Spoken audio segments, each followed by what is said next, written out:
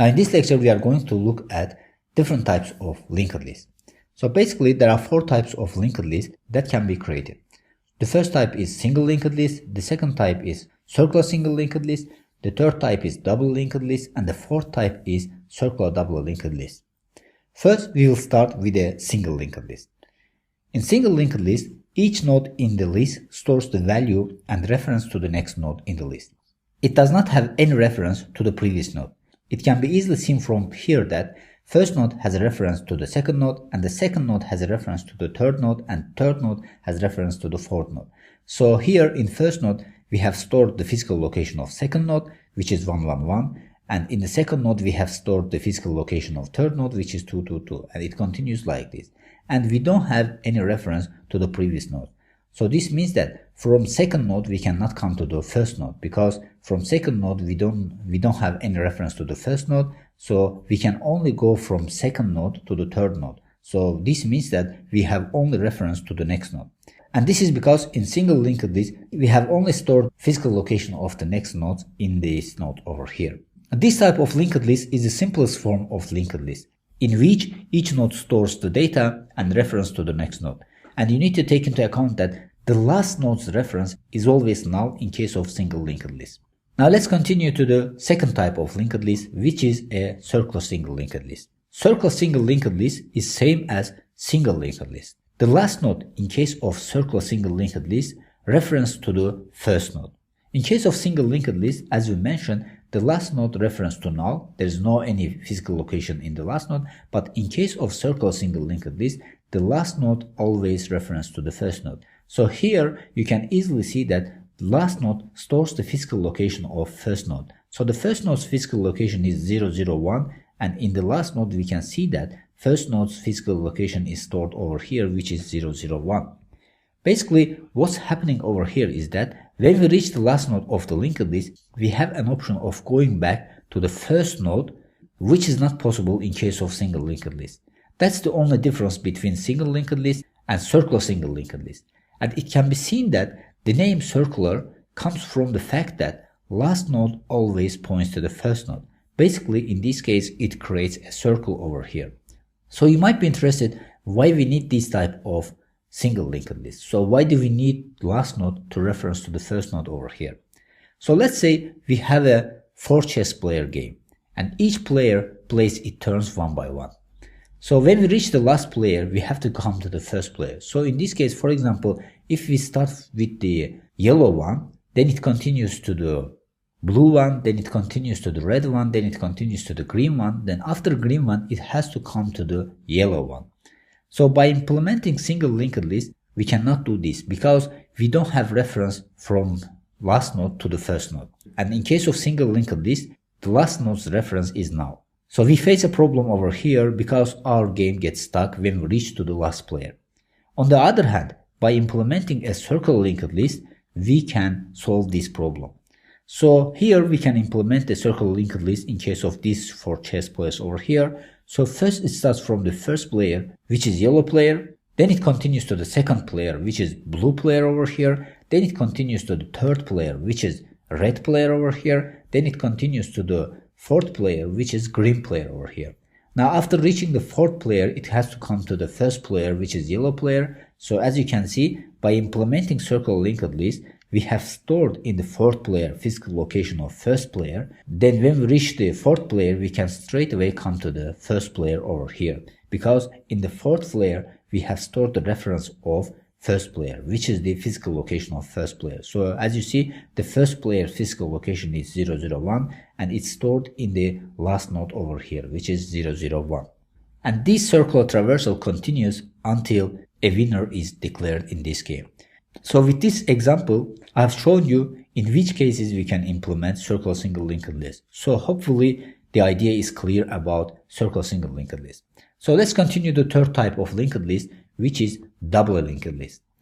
This type of linked list also resembles a single linked list, but the difference is that we have references from each node to the previous node and to the next node. Now in case of first node, the previous node's reference is null in case of double linked list, and the next node's reference is reference to the second node. But in the second node, we have a reference from the second node to the first node. So the first node's physical location is 001, and we have stored it at the previous reference over here, as a previous reference over here. And the third node's physical location is 222, and we have stored it as the next node's reference over here.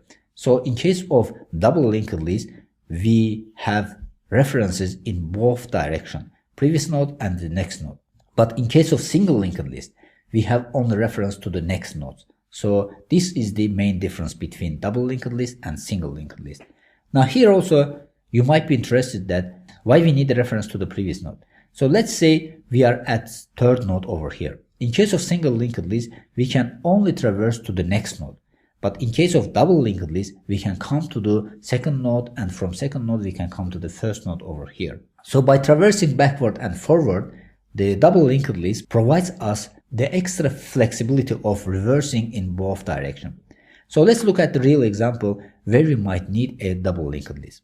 So we have learned that this type of list, based on our requirement, can go back and forward. This means that from given node we can traverse to the next node and we can come to the previous node over here. So let's say if we want to implement a music application in which we can move to the next song and previous song. It's obvious that by clicking the next button over here, we can go to the next element, and by clicking the previous button over here, we can come to the previous element, which will be in this case previous song. So if we implement just single linked list over here, we can only go to the next songs in this case.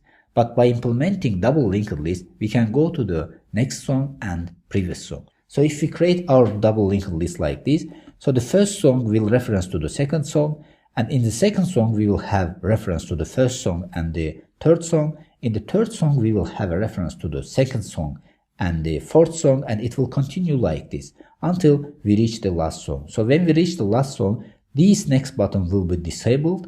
So it will say that there is no node to go to the next, because the next reference of last node in case of double linked list is null, and the first node's previous reference is null over here as well. So hopefully with this example, it's clear that why we need double linked list. So in case we need backward and forward traversal, in this case we are going to implement double linked list. And finally, let's see the last type of linked list, which is a circular double linked list. So here again, it's obvious that we have similarities between double linked list and circular double linked list. The only difference is that in the first node we have previous reference, and in the last node we have next reference. So in the first node we have previous reference to the last node, and in the last node we have next reference to the first node. So as you remember, in case of double linked list, the first node's previous reference was null and the last node's next reference was null. But in case of circular double linked list, the first node's previous reference is reference to the last node, and the last node's next reference is reference to first node. So with this it's creating a circle over here. So this gives us flexibility of traversing from first node to the last node and from last node to the first node. This way it creates a circular traversing. This is why it's called circular double linked list.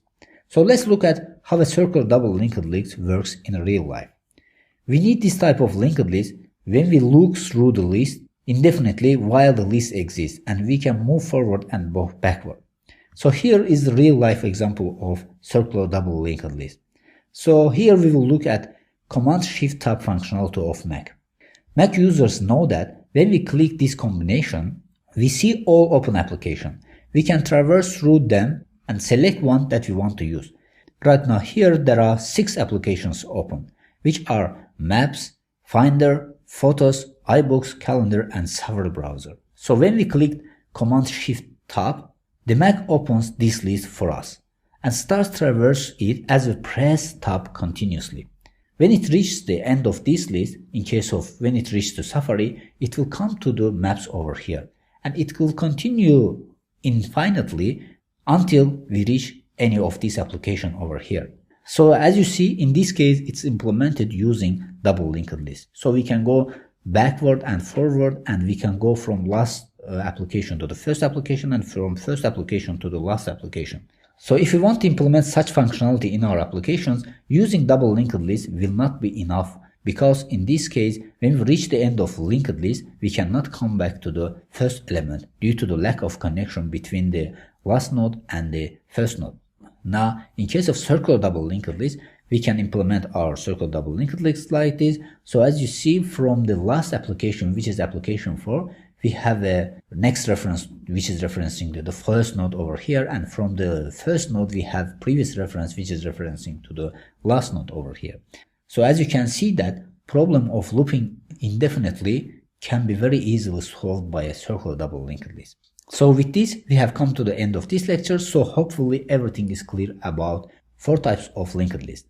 Now in our upcoming lectures, we are going to implement these 4 types of linked list separately. So we will perform all operations on these 4 types of linked list separately. So with this detailed explanation of these 4 types of linked list, you will know everything about these 4 types of linked list.